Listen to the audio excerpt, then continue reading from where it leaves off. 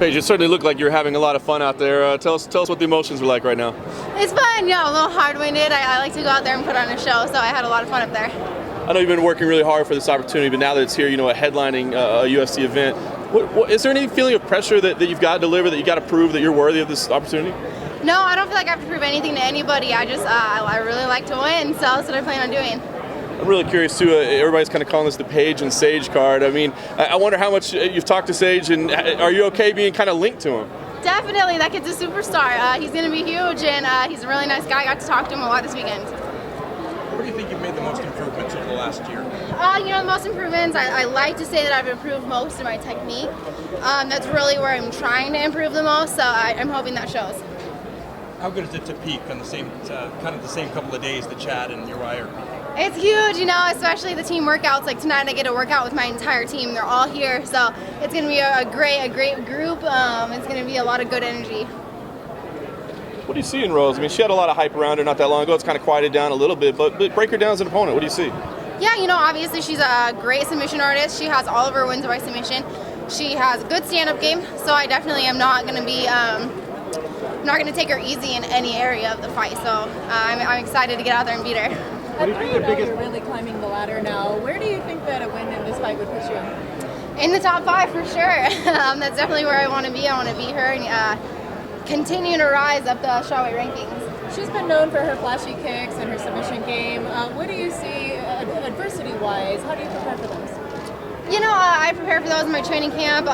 Especially, I had some of my training partners try to implement those when we spar and things like that. But it's not something you can 100% prepare for. But I know I'm ready, and whatever she throws at me, I'm going to be able to take it just fine. Our camp seems to think she might be able to earn a title shot. Now, I know your management team in the past, so they don't want to rush you along. Are you thinking title shot at all? Obviously, I want to be the UFC strawweight champion. I want to. That's the ultimate goal. Right now, I'm only focused on beating Rose. So what do you feel is your biggest advantage in this bout with Rose? My aggressiveness. I'm an aggressive fighter, and people know that I'm able to go the distance and go 2 more rounds after. So I definitely think that's my biggest attribute.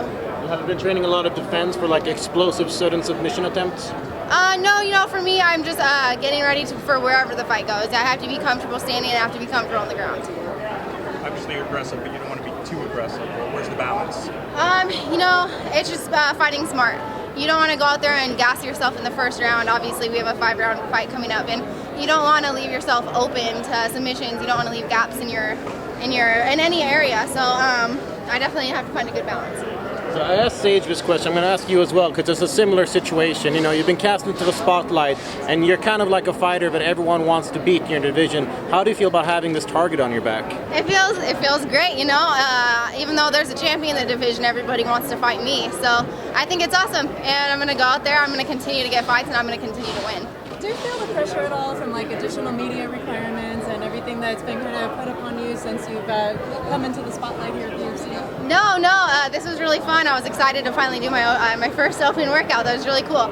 I feel fine without media, especially right now. I'm not thinking about how much I want to eat and how much weight I have to cut still. So, it's part of the game. How do you feel about the rankings? I mean, some fighters have been critical of it, others are content. How do you feel about your rankings in the division? I'm happy with being 7th. Obviously, I want to be in the top 5. Again, I do know that the rankings aren't accurate. They're still not accurate, and they won't be for another few years. It's a very new division, and we're not going to see complete accuracy until the division's matured.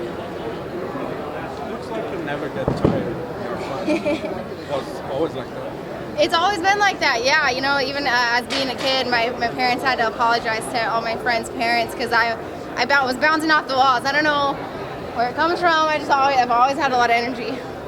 So growing up, as your star continues to rise, what lesson did you take away from being on the outside and watching Ronda Rousey's fall?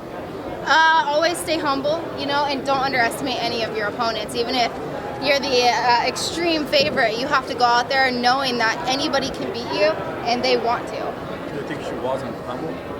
I'm not saying that. I just know that you have to respect your opponent's skill.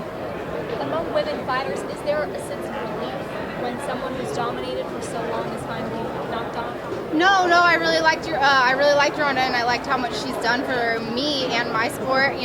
She opened up the strawweight division, so I'm excited to see how she comes back from this. Growing up, you know, you did quite a bit of dancing, ballet and hip hop. Is there anything about that, you know, do you feel that you can use still today, like maybe just flexibility or movement or how you move on your feet? Yeah, definitely flexibility. That's huge. Strength, endurance. I have a lot of endurance because of dance and flexibility. Are you starting to feel the pressure of being the headliner and kind of the weight that carries? No, not really. You know, this was really fun, and I'm excited to get out there and just win another fight.